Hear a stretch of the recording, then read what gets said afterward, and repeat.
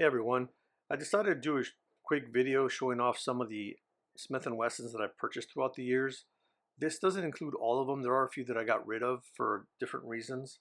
Some of these I'll go over, but for the most part, I've kept almost all of the Smith Wessons that I've purchased, mainly because I happen to like their style. One of the very first guns I picked up is this M&P 9L, which is just for the long slide performance center.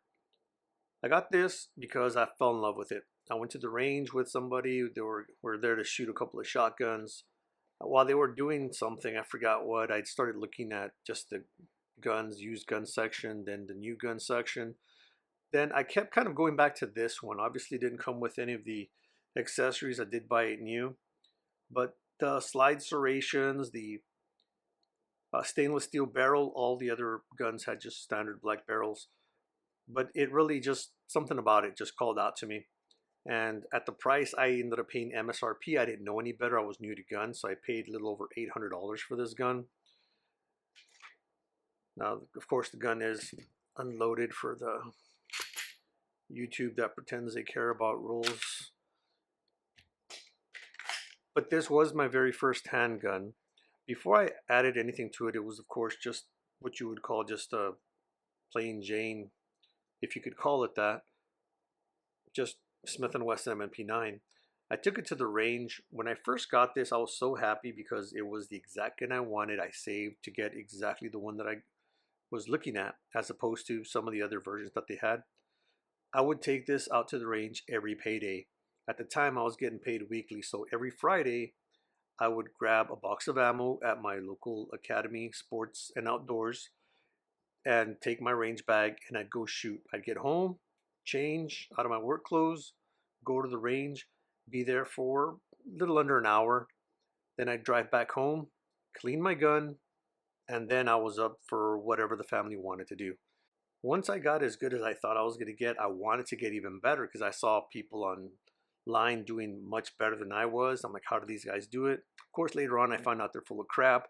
They just shoot at close targets. That's why you see them shooting. Then you see the holes on the target from a different shot because they're shooting it really close. And I was actually shooting at a distance. But I didn't know that. I wanted to get better. I did small things. One of them was I purchased an optic. This isn't the first one I bought. The first one I bought was a Burris Fastfire. So I got that, got better with it. It made a big difference with faster follow-up shots.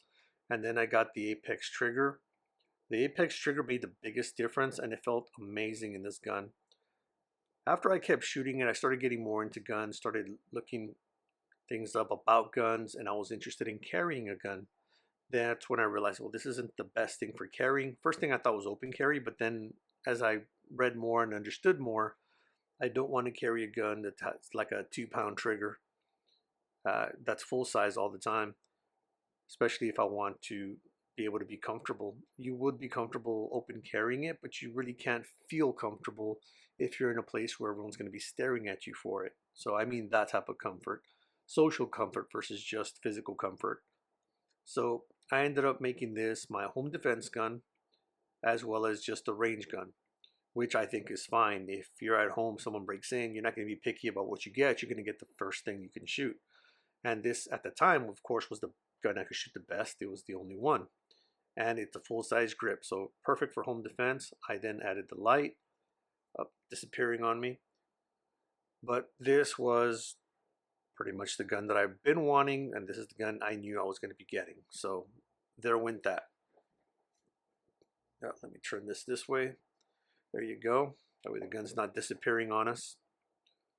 So this is my very first gun. Once I decided to go carry, I decided, of course, I'm going to be looking around, check to see what's out there. I saved up a little bit of money.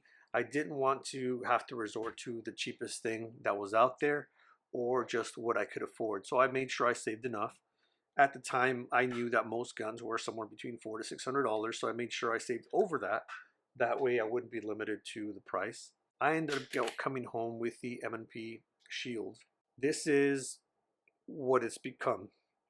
It was a Smith & Wesson Shield 1.0.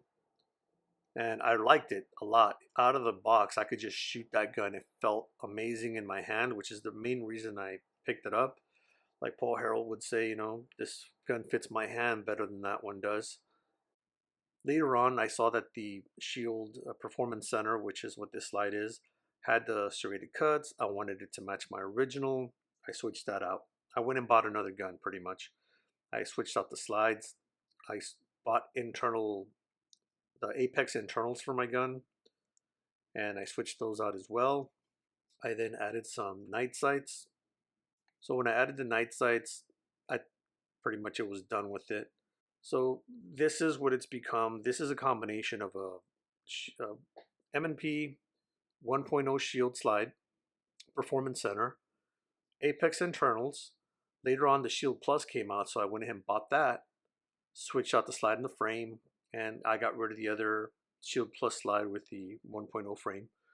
And I did let the person know, hey, it's not a Shield Plus, it's 8 rounds, whatever. So I was being honest about that. So this is now a 12+1 with this magazine. It should be the 12. No, I'm sorry. This one is the 13.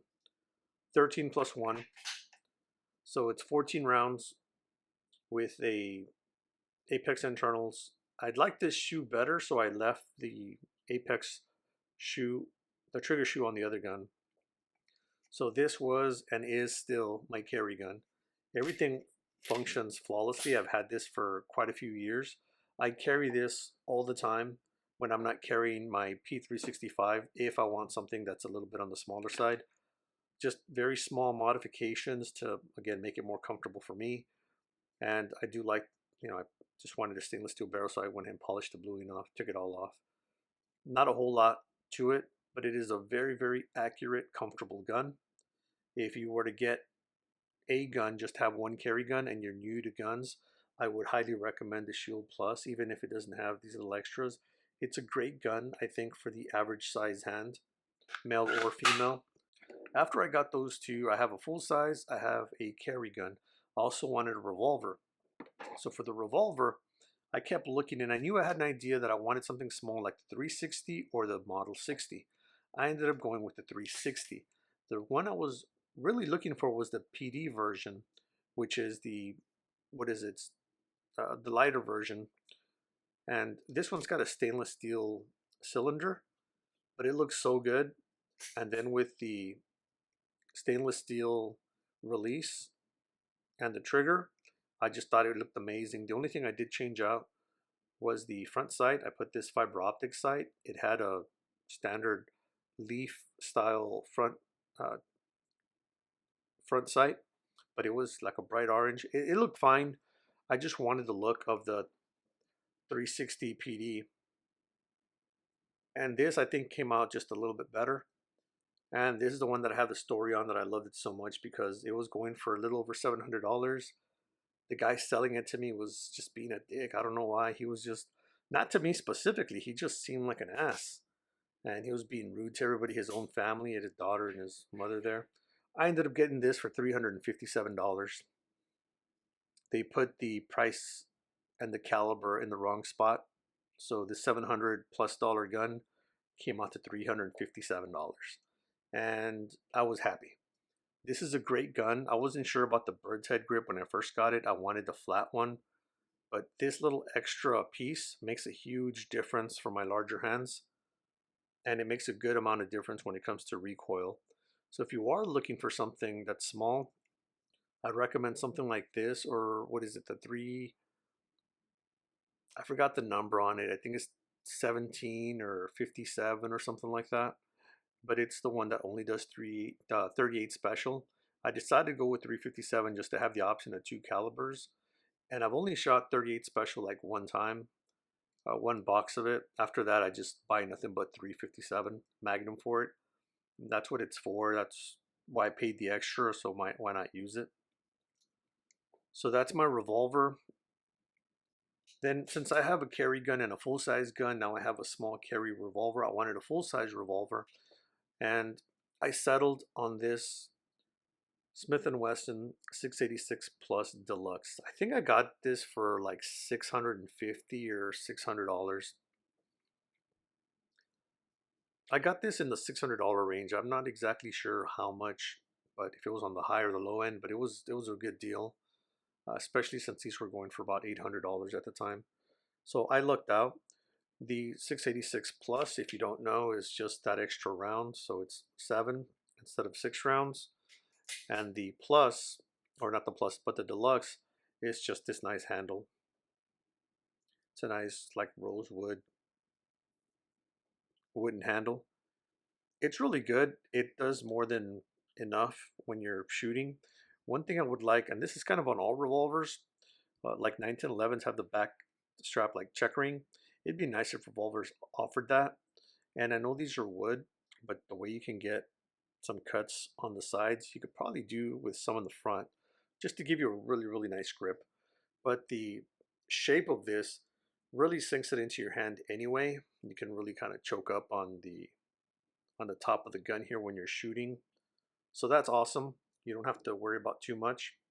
And these aren't made for crazy long distances, so I don't take this one out as much.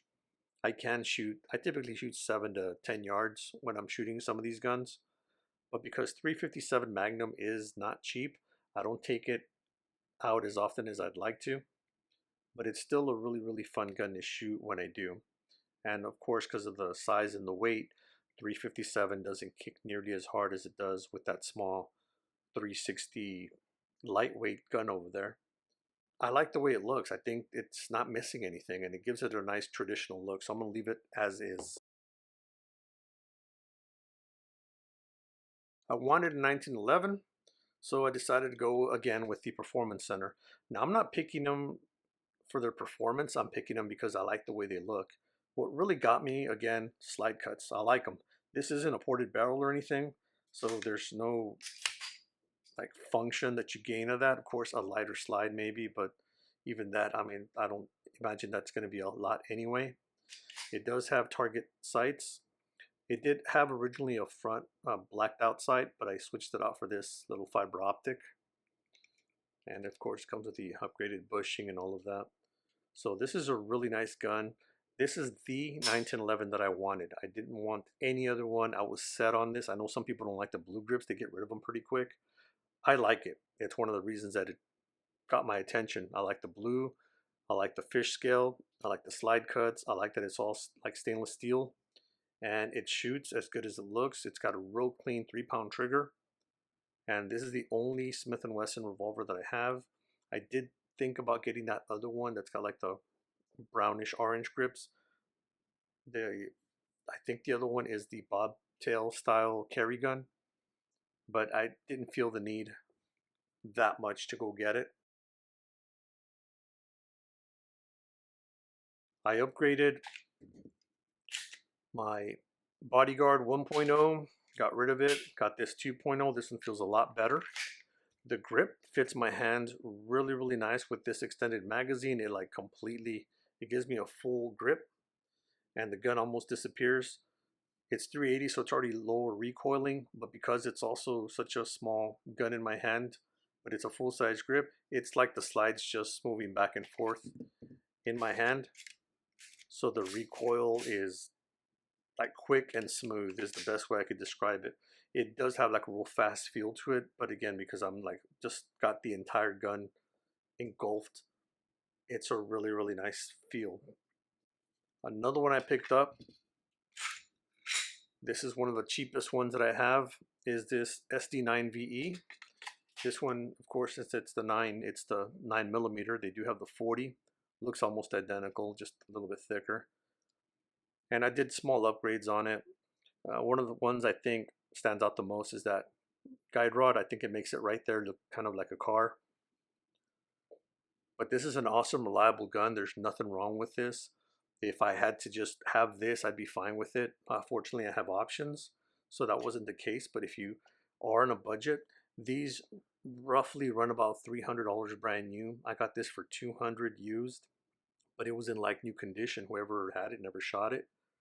Upgraded the trigger, little things to it. I recently added this whole grip on it. I've only shot it like twice with that on there, and it makes a good difference. I don't like the way it looks, but it's not really bad. I mean, when you're holding it, you can't tell anyway. And I did upgrade it to just metal sights. They do come with plastic ones since it is a value, cost-effective option. But it is something you can easily do for a few dollars. So even if you are on a budget, you can still upgrade it with hardly any money. Then we have the 22 M&P 22 compact. As you can see with the threaded barrel, I do shoot this suppressed a lot. This one is extremely smooth, but it is because I have shot thousands of rounds of 22 through this, like a lot. I use this forever. I put these grips, these Talon grips on it when I first got it. Well, within a few weeks, I think, of getting it. They've lasted ever since, so they're awesome. The day I take them off, the gun's gonna look brand new underneath. I don't plan on doing that because, again, there's no need to do that. They haven't torn, they haven't peeled off anything, and this is in the Texas heat. I used to have this in my glove box when I was in West Texas, and inside the car it'd get well over 120. I was in the car and it was still like 110, 105 degrees, and this never like peeled off, so I think that's awesome. This one does come with the safety, but I've learned to just kind of use these as a thumb rest. As long as your thumb isn't too far in where it's going to be interfering with the slide, it works perfect. Just gives you a place to hold the gun. Then we have my other carry gun, which is my M&P 2.0, and this is a 4¼ inch performance center slide on a compact 4-inch frame. This was originally a 4-inch gun.